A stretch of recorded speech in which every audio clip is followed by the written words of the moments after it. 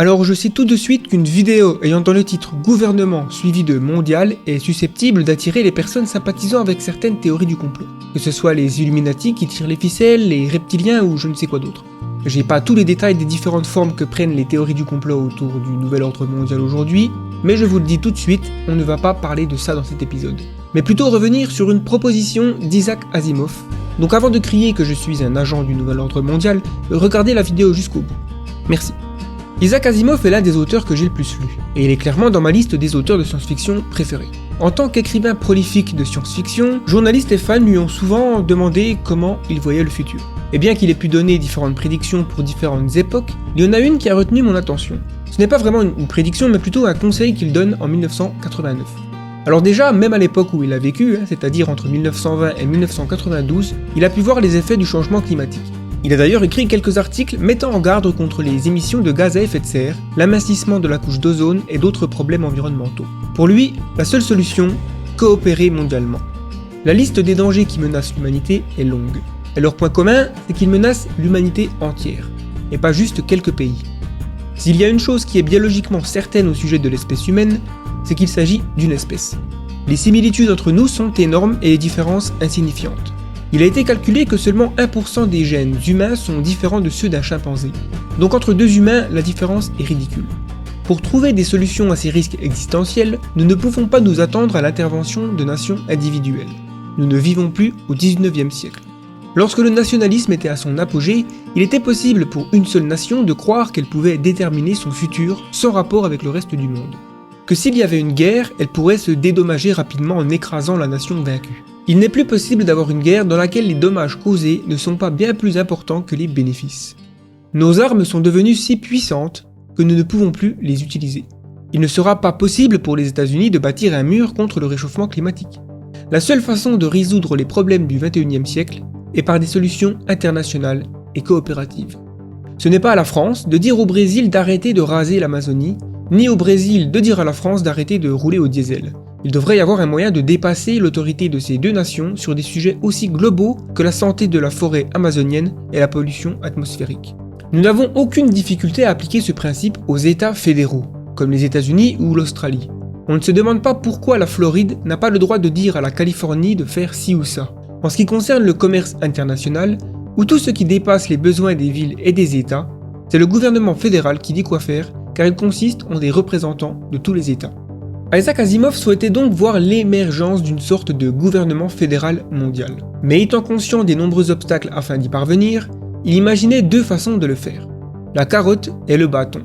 Ayant vécu la guerre froide entre les États-Unis et l'Union soviétique, il a constaté qu'il n'y a jamais eu une période de 50 années consécutives au cours de laquelle les deux superpuissances au modèle opposé se sont criés dessus avec acharnement, sans pour autant en venir aux armes. Pourquoi ? Eh bien car il n'y avait pas vraiment d'autre option. Peu importe qui frappe en premier, une guerre ouverte entre les États-Unis et l'Union soviétique aurait été synonyme d'apocalypse sans aucun vainqueur. Dans ce cas, le bâton était l'arme nucléaire, et par extrapolation, la fin du monde tel qu'on le connaît. Un bâton assez persuasif quand même qui a encouragé bon nombre de discussions et d'options diplomatiques au lieu de sortir les armes. Aujourd'hui, le bâton de l'extinction concerne toujours la menace d'un conflit nucléaire. C'est un peu comme avoir une caisse de grenades sous son lit. Tant qu'on aura autant d'armes de destruction massive, on ne pourra pas dormir tranquille. Par contre, le bâton possède deux autres facettes. L'impact environnemental de l'humanité et les bouleversements technologiques tels que l'intelligence artificielle et le génie génétique. Il n'y a pas besoin de s'étendre sur le fait que si un seul pays fait n'importe quoi sur ces sujets, il peut condamner le reste de la planète. Ce bâton devrait être suffisant pour unir les nations. Malheureusement, la coopération internationale traîne des pieds. Il nous faut peut-être une carotte pour avancer dans la bonne direction, comme un âne. Isaac Asimov prend l'exemple de l'histoire des États-Unis. Après la fin de la guerre d'indépendance contre l'Empire britannique, les États-Unis d'Amérique furent proclamés. Mais ils n'avaient pas grand-chose d'uni. Chaque État était pratiquement indépendant. Il y avait un congrès, mais ils n'avaient aucun pouvoir. Ils ne pouvaient même pas taxer.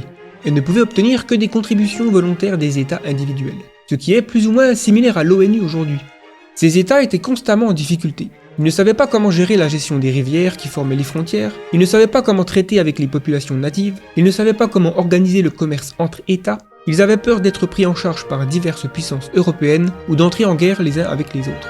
Ainsi, ils ont mis en place la Constitution, par laquelle les différents États ont renoncé à certains de leurs pouvoirs souverains en les transférant dans un gouvernement fédéral. 80 années plus tard, certains États ont décidé de reprendre ce pouvoir perdu, notamment après qu'on les oblige à abolir l'esclavage. Une fois cette guerre de sécession terminée et les confédérés vaincus, les États du Nord et du Sud étaient à nouveau unis. C'était donc le bâton, la peur de conflits internes. Mais où est la carotte ? L'Union a battu la Confédération, mais ces derniers n'avaient aucune raison d'avoir honte. En fait, ils sentaient qu'ils n'avaient perdu que de justesse. Et en plus de cela, l'Union traitait les États du Sud comme une puissance étrangère occupée. Et le Sud n'oublierait probablement jamais ça. Donc on pouvait s'attendre à ce que le Sud se rebelle à chaque occasion, qu'il se livre constamment au terrorisme, comme les Basques en Espagne jusqu'à ce que l'ETA rende les armes, ou le conflit entre les deux Irlandes, ou entre les chiites et sunnites au Moyen-Orient. Mais il y a eu une guérison en quelque sorte, et les États-Unis sont redevenus une nation grâce à une carotte, la conquête de l'Ouest. Immédiatement après la guerre civile est venue la période d'exploration de l'Ouest. N'importe qui de n'importe quel État pouvait aller à n'importe quelle partie de l'Ouest américain, de sorte que lorsqu'un nouvel État était fondé, il était composé de personnes de tous les États de l'Est. Les États-Unis ont trouvé leur unité dans un gigantesque projet qui incluait tous les États. Je ne pense pas que c'était voulu, c'est juste arrivé. Si on dresse un parallèle entre l'histoire des États-Unis et le monde d'aujourd'hui, alors on retient que nous avons besoin d'un projet si énorme qu'il ne peut être réalisé que par toutes les nations du monde. Quelque chose qui créerait un bénéfice pour toutes les nations. Pour Isaac Asimov, et je pense que c'est son côté auteur de science-fiction qui parle, le seul candidat est l'effort d'exploration spatiale. Si nous pouvons établir des stations spatiales, des bases sur la Lune, si nous pouvons utiliser l'énergie directement du Soleil convertie en micro-ondes et rayonnant vers la Terre, nous aurons enfin de l'énergie libre de la géographie terrestre. Plus besoin de charbon qui existe dans certains pays et pas dans d'autres, plus besoin de pétrole qui enrichisse certaines nations et pas d'autres. Le fait que l'espace ne soit plus seulement accessible aux grosses agences gouvernementales, mais se démocratise aux entreprises privées, est un pas dans la bonne direction. Si une colonie est établie sur la Lune ou sur Mars, elle sera composée de personnes aux quatre coins de la Terre. L'idée de nationalité deviendra moins solide, en tout cas pour ces colons. Ils se sentiront surtout humains. Si on admet la possibilité qu'un projet spatial fournisse de l'électricité, à travers des panneaux solaires spatiaux par exemple, alors il deviendra évident que tout ce qui empêcherait la Terre de se concentrer sur l'espace mettrait en danger l'approvisionnement énergétique de la Terre entière. En d'autres termes, il sera évident pour tout le monde qu'une stabilité et une coopération mondiale est souhaitable. Ce qui pourrait être la carotte. Idéaliste, oui, c'est clair. Et ce n'est pas étonnant que ça vienne d'un auteur de science-fiction. De nombreuses œuvres de SF décrivent un futur où les Nations Unies deviennent une entité fédérale à la suite d'une découverte d'un artefact extraterrestre comme dans Mass Effect, ou après le début de la colonisation du système solaire comme dans The Expanse. L'Agence spatiale européenne est un bon exemple de coopération intergouvernementale coordonnant les projets spatiaux menés en commun par une vingtaine de pays européens. La Station spatiale internationale n'aurait sans doute jamais vu le jour sans collaboration internationale également. Est-ce que le bâton de notre extinction et la carotte de la conquête spatiale suffiront pour transférer un peu de souveraineté nationale à l'ONU afin d'obtenir une sorte de gouvernement fédéral mondial ? Je ne sais pas. Mais je pense que c'est une possibilité crédible. Après, il faut garder à l'esprit que le parallèle avec l'histoire des États-Unis a ses limites. Les 195 nations de la planète ont des cultures parfois très différentes, parlent des langues différentes et utilisent des monnaies différentes. Mais on peut voir des signes que ces contraintes peuvent être surmontées. Le monde est certes composé de nombreuses cultures, mais Internet, les modes de transport récents et la propagation de musique, marques, films, produits partout dans le monde créent un cosmopolitisme jamais vu dans l'histoire. Il est tout à fait possible de se sentir franc-comtois, français, européen et terrien en même temps, si je parle pour moi.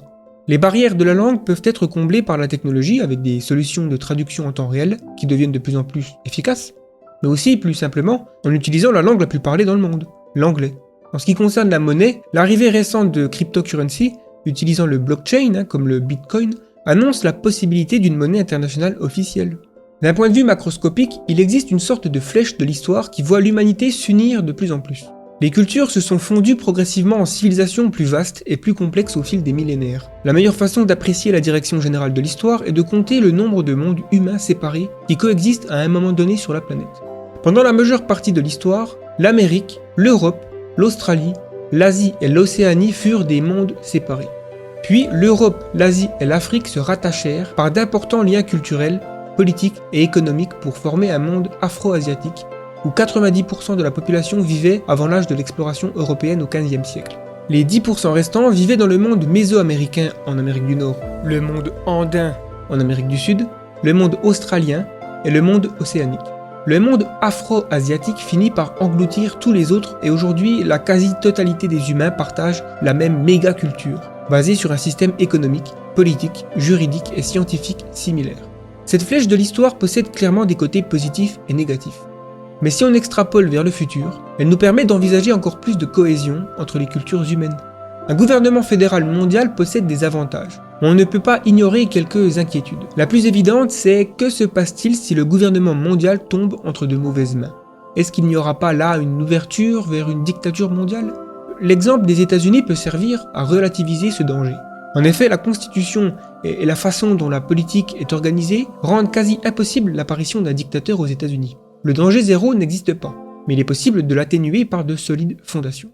Bref, je ne sais pas si la vision d'Isaac Asimov verra le jour, mais il est clair que gouvernement mondial ou pas, on va devoir coopérer ensemble pour éviter les risques existentiels et s'étendre dans le système solaire et au-delà. Si vous êtes nouveau sur cette chaîne, je vous invite à vous abonner pour découvrir nos prochains épisodes toujours consacrés au futur. Et n'hésitez pas à explorer nos précédentes vidéos et podcasts dans les différentes playlists. Merci de cliquer sur j'aime ou j'aime pas afin de nous rendre plus visibles aux algorithmes de YouTube, ce qui aide la chaîne à croître. Si vous avez des remarques ou un avis à donner, les commentaires sont là pour ça et vous pouvez aussi rejoindre le Discord The Flares, lien dans la description. Et enfin, sur le site the-flares.com, nous produisons du contenu exclusif premium, comme des documentaires ou des résumés audio de livres. L'avenir est une nuit noire dans laquelle nous ne pouvons pas nous permettre d'avancer aveuglément. C'était Gaëtan pour le collectif The Flares. Nous sommes vos fusées éclairantes. Nous sommes The Flares. Merci et à bientôt.